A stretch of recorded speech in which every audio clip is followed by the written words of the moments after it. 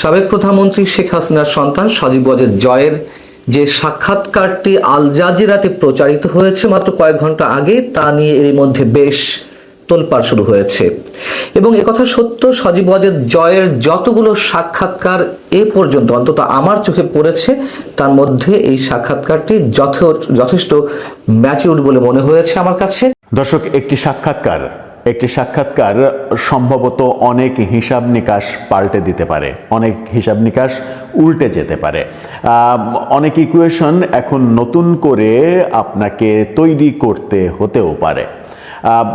গতকালকে থেকেই যে আলোচনাটা ছিল সারাদিন, যে আলোচনাটা আল জাজিরা থেকে এসেছিল, সেটা হচ্ছে যে আল জাজিরা ধারাবাহিকভাবে বাংলাদেশ বিষয়ক সাক্ষাৎকারমূলক অনুষ্ঠান করছে, যেখানে আমরা বাংলাদেশের প্রধান উপদেষ্টার প্রেস সেক্রেটারির সাক্ষাৎকারমূলক অনুষ্ঠানও দেখেছি প্রথম পর্বে।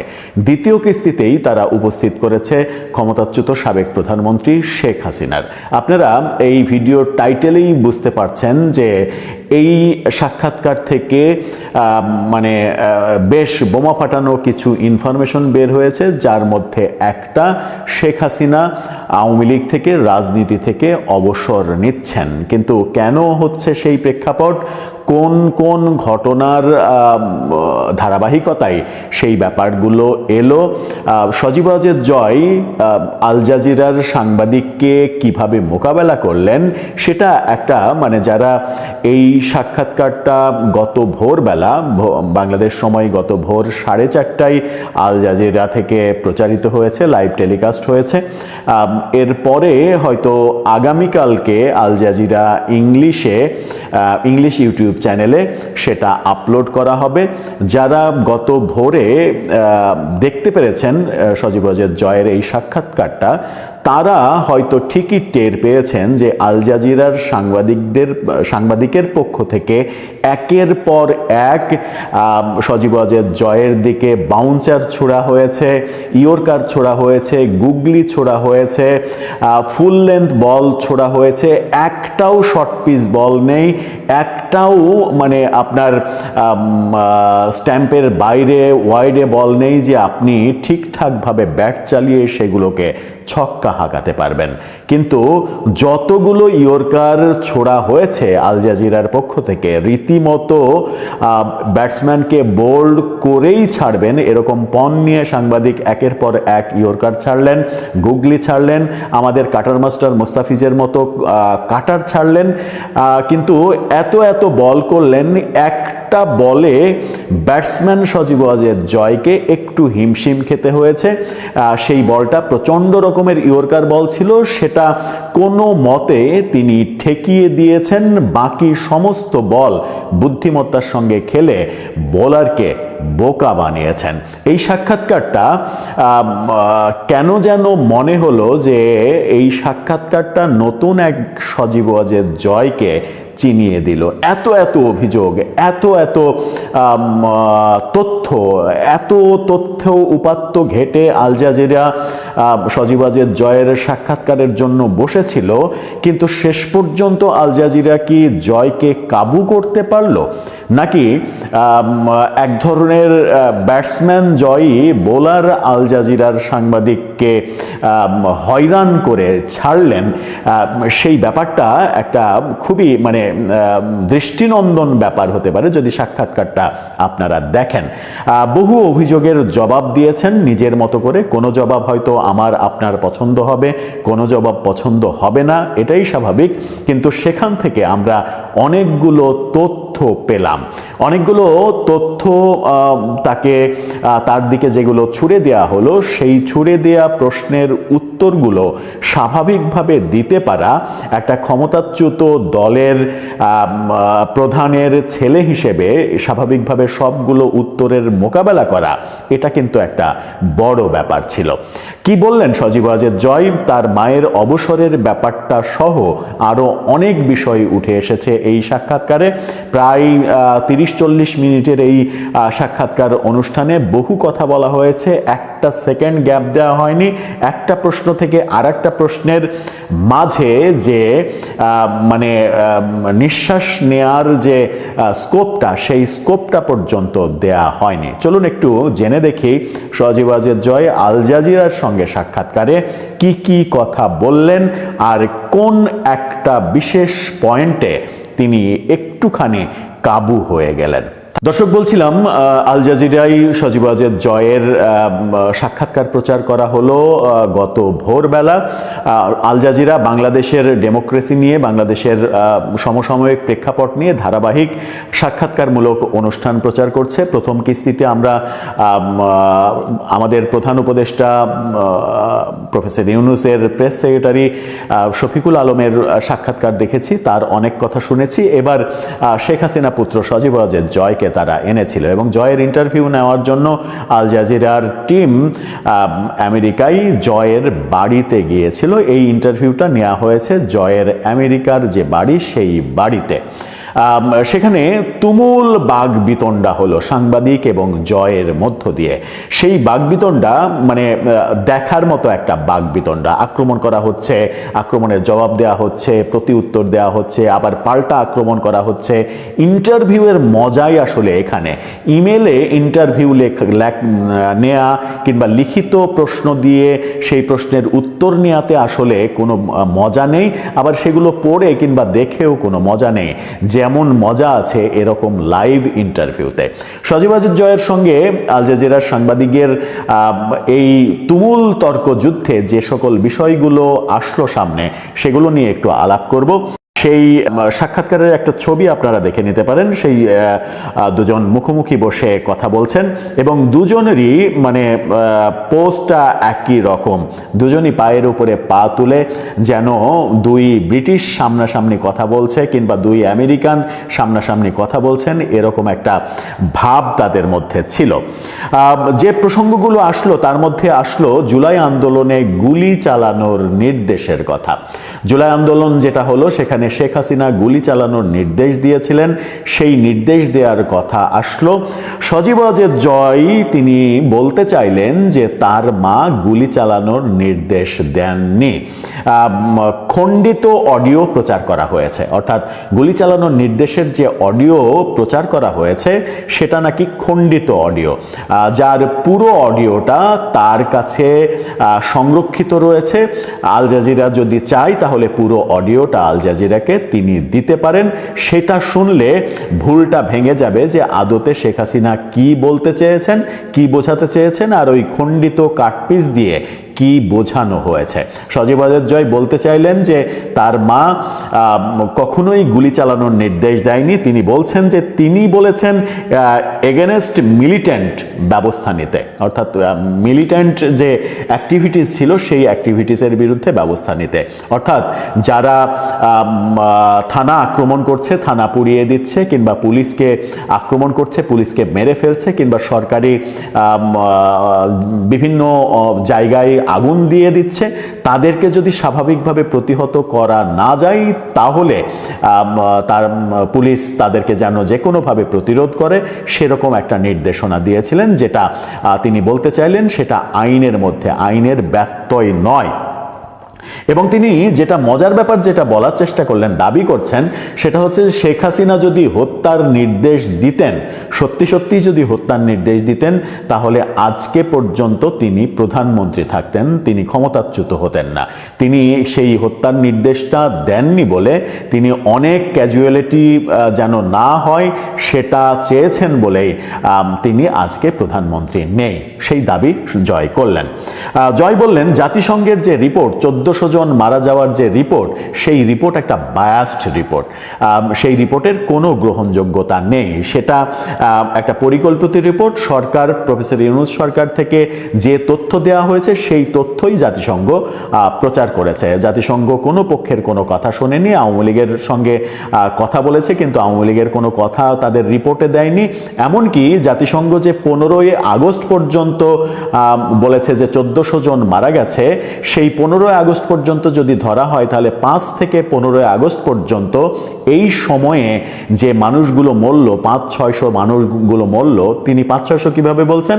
বলছেন সরকারের গেজেটে তো এখন পর্যন্ত মৃতের সংখ্যা 800 দেখানো হচ্ছে, সুতরাং আরো 600 জন মারা গেছে, আরো 600 জন, সেটা 5 আগস্ট থেকে 15 আগস্ট পর্যন্ত মারা গেছে। এই 600 জন কারা? এই 500-600 জন কারা? তার কি হিসাব নিয়েছেন? যদি আপনি নিরপেক্ষভাবে বিচার করেন তাহলে দুই পক্ষেরই তো বিচার করতে হবে। যদিও আন্দোলন চলাকালীন যে মৃতের সংখ্যা, সেই মৃতের ব্যাপারেও তিনি বলেছেন যে এখানে তৃতীয় পক্ষ ঢুকেছে, নানাভাবে নানা রকমের উইপেন ব্যবহার করা হয়েছে, সেই ঘটনা ঘটেছে। কিন্তু জাতিসংঘ 1400 জনের যে হিসাব দিয়েছে সেটা 15 আগস্ট পর্যন্ত দিয়েছে। তাহলে 15 আগস্ট পর্যন্ত কারা মারল সেই প্রশ্ন তিনি করেছেন। তখন তাকে পাল্টা বাউন্সার ছোড়া হয়েছে। জাতিসংঘের রিপোর্ট বাদ দেন, বিবিসি যে অনুসন্ধানী রিপোর্ট করলো, আল জাজিরা যে অনুসন্ধানী রিপোর্ট করলো, সেগুলোও কি বায়াসড? সজীব ওয়াজেদ জয় দাবি করছেন যে সেগুলোও বায়াসড। বিবিসি এবং আল জাজিরার যে রিপোর্ট, সেই রিপোর্ট দুটো বায়াসড রিপোর্ট, পক্ষপাতমূলক রিপোর্ট।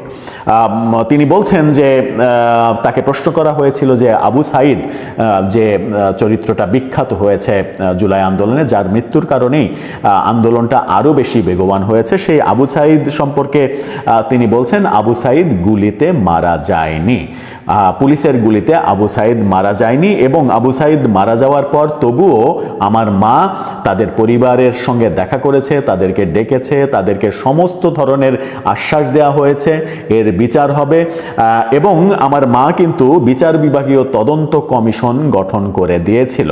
তাহলে প্রশ্ন হচ্ছে যে এই সরকার এসে সেই বিচার বিভাগীয় তদন্ত কমিশনের কার্যক্রম বন্ধ করে দিল কেন? সেটা চলতে দিল না কেন? এই পাল্টা প্রশ্ন তিনি করেছেন। টিউলিপ প্রসঙ্গে কথা এসেছে, টিউলিপের যে দুদকের শাস্তি, সেই প্রসঙ্গে কথা হয়েছে। তিনি বলেছেন যে মিথ্যা বানোয়াট অভিযোগে টিউলিপের বিরুদ্ধে বিষোদ্গার করা হয়েছে, এবং টিউলিপ যে পদত্যাগ করেছেন সেই প্রসঙ্গ যখন এসেছে তখন তিনি বলেছেন যে টিউলিপ সেই বিব্রতকর পরিস্থিতিতে নীতিগতভাবে পদত্যাগ করেছে যেন তার কারণে তার সরকার কোনো বিপদে না পড়ে। কিন্তু পরবর্তীতে লেবার পার্টি এবং তাদের তদন্তে, সরকারের তদন্তে দেখা গেছে যে টিউলিপের বিরুদ্ধে যে অভিযোগ, সেই অভিযোগের কোনো সত্যতা নেই, সত্যতা তারা পায়নি। তিনি একটা ব্যাপারে যেটা বলছিলাম যে একটা ইয়র্কারে তিনি অনেকটা পরাস্ত হয়েছেন বলে আমার কাছে ব্যক্তিগতভাবে মনে হয়েছে। সেটা হচ্ছে আল জাজিরা থেকে প্রশ্ন করা হলো যে আপনাদের একজন মন্ত্রী, তার আমেরিকা লন্ডনে 350-রও বেশি বাড়ি, সেই বাড়ির অর্থের উৎস কি, যে অভিযোগটা এসেছে। সজীব ওয়াজেদ জয় তখন কিছুটা বিব্রত বোধ করেছেন এবং বলেছেন যে এটা তাদের পারিবারিক ব্যাপার, এটা তাদের পৈতৃক ব্যাপার হতে পারে, এই ব্যাপারগুলো তার পার্সোনাল ব্যাপার, এই ব্যাপারের সঙ্গে মানে শেখ হাসিনার সরকারের কোনো সম্পর্ক নেই, কিংবা আমার মা তাকে বলেনি যে তুমি ওখানে যে বাড়ি কিনো, ওখানে যে এই করো, সেটা আমার মা বলেনি। পাল্টা প্রশ্ন ছিল যে আপনি কি বলতে চাচ্ছেন যে এটা তার পারিবারিক মানে দিয়ে, টাকা দিয়ে এটা কেনা হয়েছে? তখন তিনি বলছেন যে এটা তিনি কি করেছেন না করেছেন তার ব্যাপার, তার ব্যক্তিগত ব্যাপার। যদি তিনি দোষী হন তাহলে তার তদন্ত করে বিচার হোক, সমস্যা নেই, কিন্তু আমার মায়ের মূল লক্ষ্য ছিল দেশের উন্নয়ন এবং দেশের অবকাঠামোর দিকে মনোযোগ দেওয়া এবং অবকাঠামো তৈরিতেই তিনি ব্যস্ত ছিলেন। এই জায়গায় মনে হয়েছে যে প্রপার উত্তরটা বোধহয় আসলো না। এই একটি জায়গাতেই প্রপার উত্তরটা আমি অন্তত ব্যক্তিগতভাবে খুঁজে পাইনি। এরপরে যেটা এসেছে সেটা হচ্ছে যে সজীব ওয়াজেদ জয়ের বিরুদ্ধে অভিযোগ এসেছে যে আপনি অনেক টাকার মালিক হয়েছেন, বাংলাদেশ থেকে প্রচুর সম্পদ এনেছেন, এনে এখানে সম্পদের পাহাড় গড়েছেন, এই অভিযোগ রয়েছে। সজীব ওয়াজেদ জয় বলেছেন যে আপনি যেখানে বসে থেকে আমার সাক্ষাৎকার নিচ্ছেন, এই বাড়িটি আমেরিকায় একমাত্র আমার সম্পদ, আপনি ইনভেস্টিগেশন করে দেখতে পারেন যে আমেরিকায় আর কোনো সম্পদ আমার আছে কিনা। গত বছরের শুরুর দিকে আমি যে আমেরিকার নাগরিকত্ব নিয়েছি, সেই নাগরিকত্ব নেওয়ার সময় আমেরিকান সরকার নিশ্চয়ই তদন্ত করেছে। তদন্ত করে তারা যদি আমার অঢেল সম্পদের মানে বেহিসাবি সম্পদের খোঁজ পেত, তাহলে নিশ্চয়ই তারা আমাকে নাগরিকত্ব দিত না। এটা আমেরিকা, এটা বাংলাদেশ নয়, এভাবেই তিনি বলেছেন। মানে এক ধরনের তিনি চ্যালেঞ্জই করেছেন যে আপনি তদন্ত করে দেখতে পারেন আমার কোথায় কি সম্পদ আছে। শেখ হাসিনা ভারতে অবস্থান করছেন, সেই ভারতে অবস্থান করার প্রসঙ্গে কথা এসেছে। ভারতে অবস্থান করার ব্যাপারে শেখ হাসিনার প্ল্যান বি আছে কিনা সেই প্রশ্ন জানতে চাওয়া হয়েছে, যে শেখ হাসিনা ভারতেই থাকবেন নাকি তার প্ল্যান বি আছে, অন্য কোথাও যাবেন। সজীব ওয়াজেদ জয় বলেছেন, ভারত পৃথিবীর একমাত্র safest country for my mother, আমার মায়ের জন্য পৃথিবীর এই মুহূর্তে ভারতই সব থেকে নিরাপদ দেশ, সুতরাং তিনি ভারতে আছেন, ভারতেই থাকবেন, এটা নিয়ে কোনো ডাউট নেই। সেখান থেকে অন্য কোথাও যদি যান সেই দেশটা হবে বাংলাদেশ, অন্য কোথাও না। তার মানে তিনি নিশ্চিত করছেন যে শেখ হাসিনা যতদিন চাইবেন ভারতে থাকতে পারবেন, এরকম মানে আশা ভারত সরকারের কাছ থেকে তারা পেয়েছেন। নির্বাচনের প্রসঙ্গ এসেছে। বর্তমান সরকার যে নির্বাচন করছে, একপাক্ষিক নির্বাচন করছে, সজীব ওয়াজেদ জয়ের অভিযোগ, সেই অভিযোগ প্রসঙ্গে আল জাজিরা থেকে প্রশ্ন করা হয়েছে, আপনারাও তো একপাক্ষিক নির্বাচন করেছেন, 14তে, 18তে, 24-এ একপাক্ষিক নির্বাচন করেছেন। সেই প্রসঙ্গে সজীব ওয়াজেদ জয় বলেছেন যে আমরা আইন করে কোনো দলকে নিষেধ করে নির্বাচনে অংশগ্রহণ করা থেকে বিরত রাখিনি, কিন্তু বর্তমান সরকার অবৈধভাবে নির্বাহী ক্ষমতায় আমাদের দলকে, যে দল মুক্তিযুদ্ধের নেতৃত্ব দিয়েছে সেই দলকে নিষিদ্ধ ঘোষণা করে রেখেছে এবং তার মাধ্যমে তারা নির্বাচনে আমাদেরকে অংশগ্রহণ করতে দিচ্ছে না। পার্থক্য এখানেই যে আমরা কাউকে নিষেধ করিনি কিংবা নিষেধাজ্ঞা দিইনি, আর তারা আমাদেরকে জোর করে নির্বাচন করতে দিচ্ছে না। সুতরাং আপনি দুইটা মেলাতে পারেন না।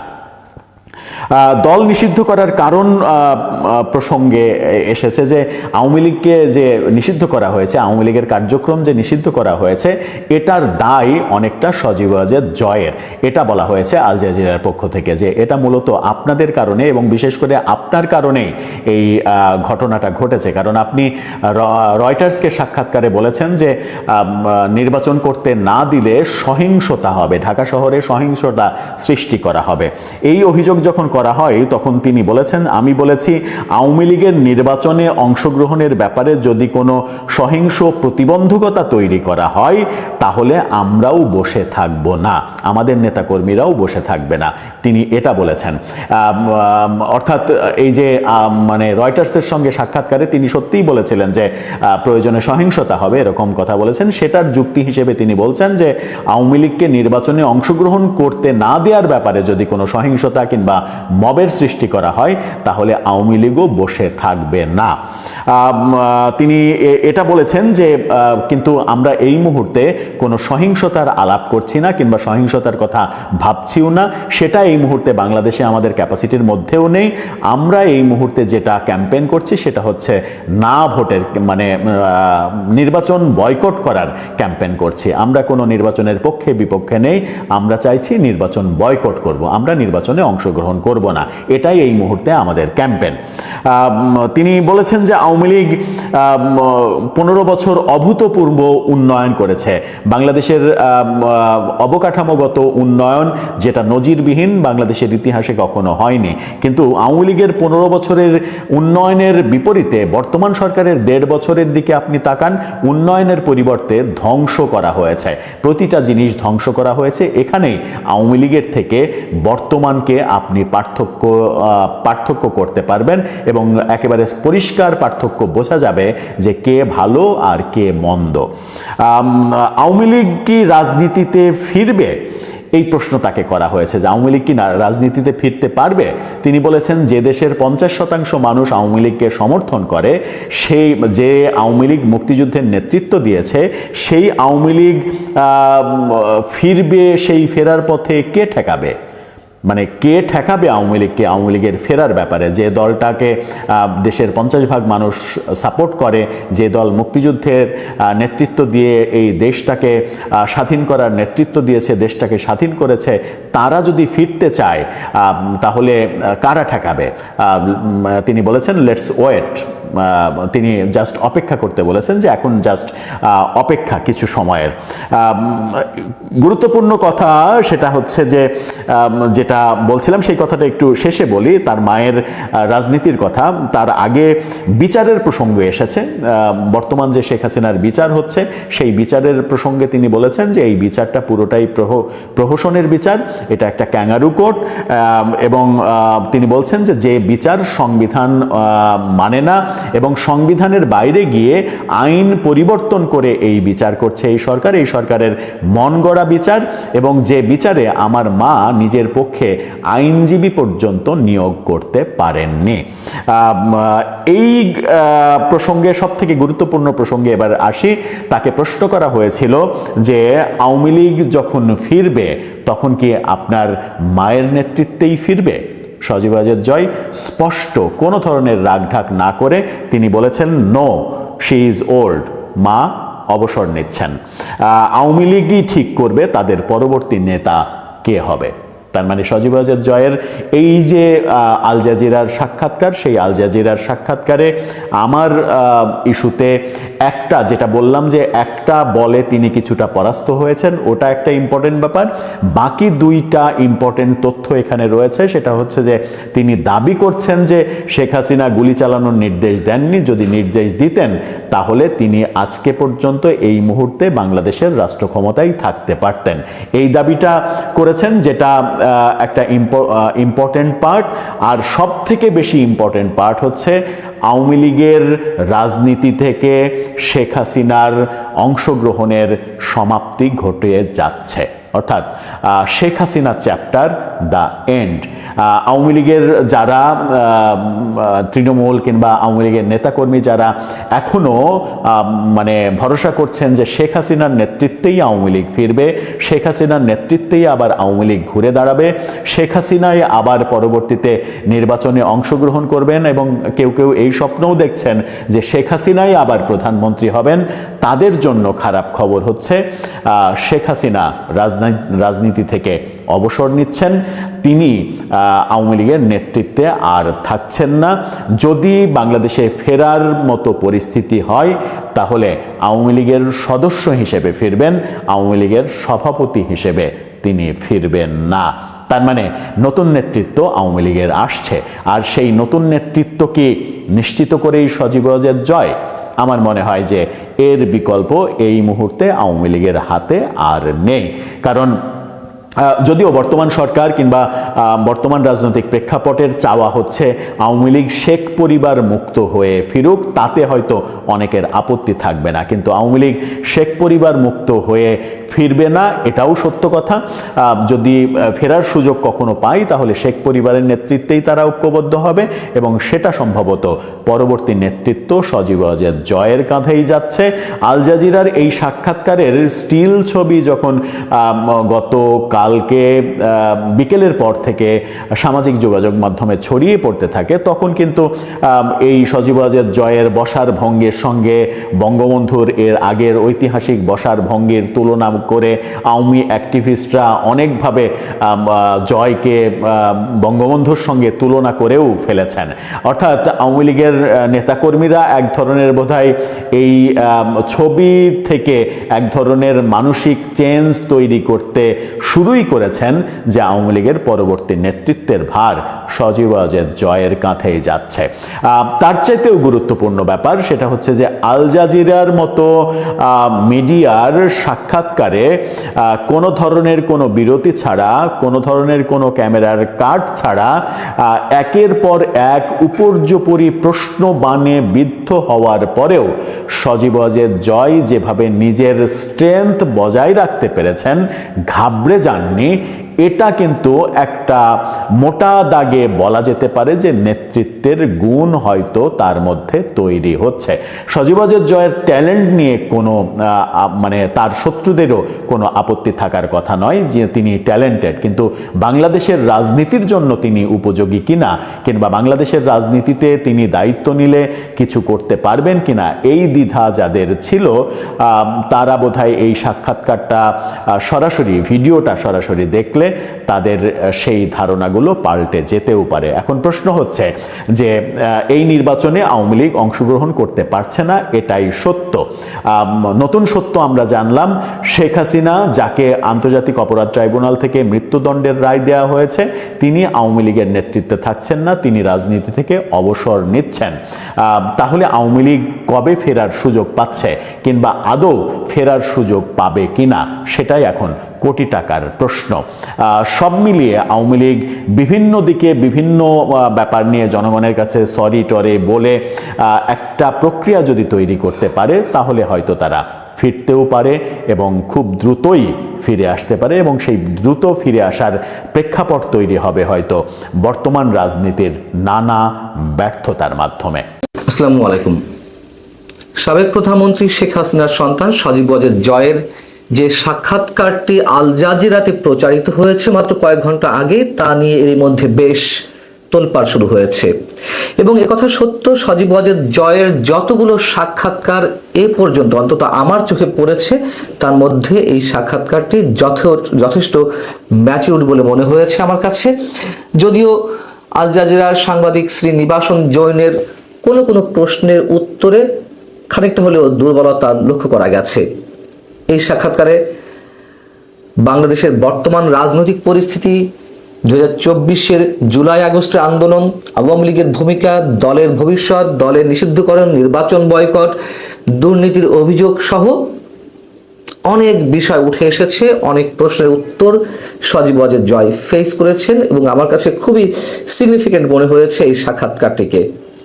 সাক্ষাৎকারে সজীব ওয়াজেদ জয় 2024-এর জুলাই আগস্ট আন্দোলনে তাদের সরকার যে ভুলভাবে ট্রিটমেন্ট করেছিল, তাদের সরকার সেই আন্দোলনকে মোকাবেলা করার জন্য ভুল পদক্ষেপ নিয়েছিল, এমন মন্তব্য করতেই আল জাজিরা সাংবাদিক শ্রী নিবাসন জৈন যখন বললেন যে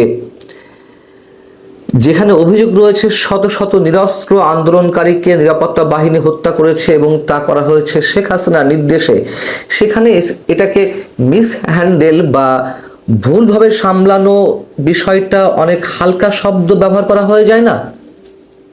জয় তখন বলেন,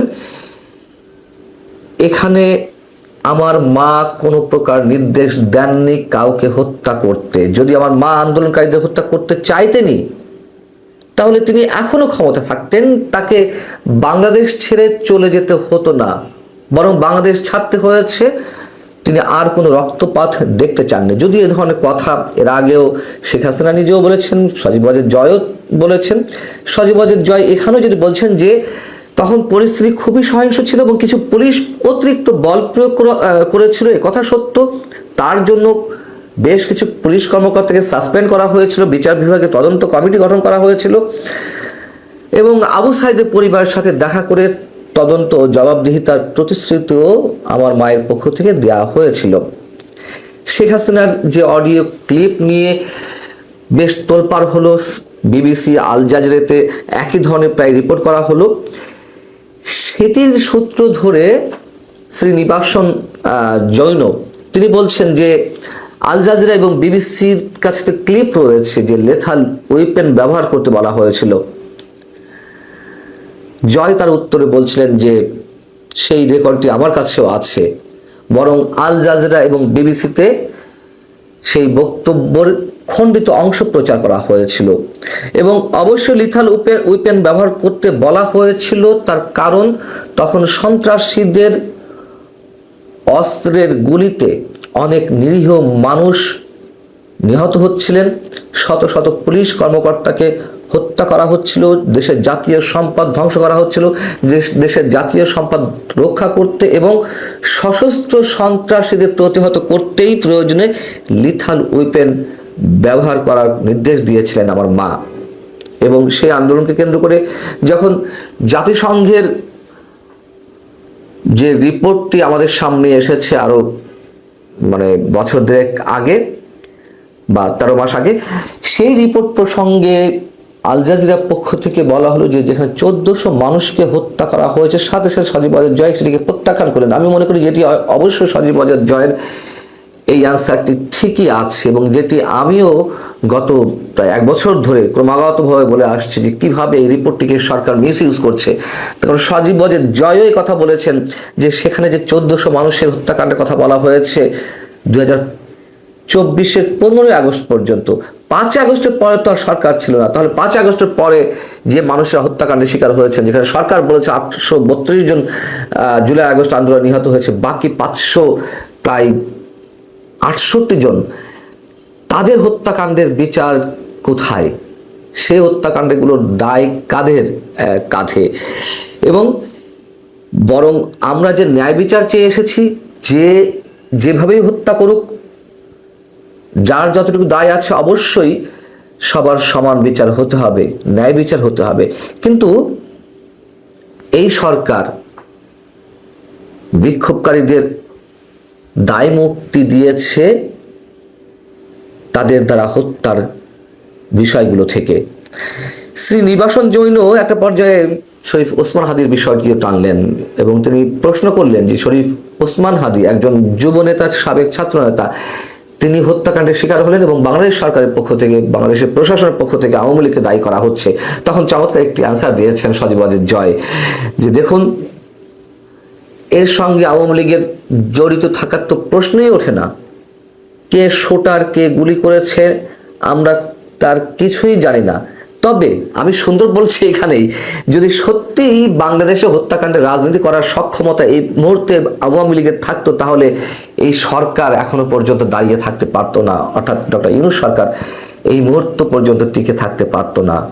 বরং যেখানে সামান্যতম প্রতিবাদ জানাতে রাস্তায় নামলেও সাথে সাথে শত শত হাজার হাজার আওয়ামী লীগ নেতা কর্মীদের গ্রেপ্তার করা হচ্ছে, সেখানে এই অভিযোগ জানানো কি হয় কিভাবে?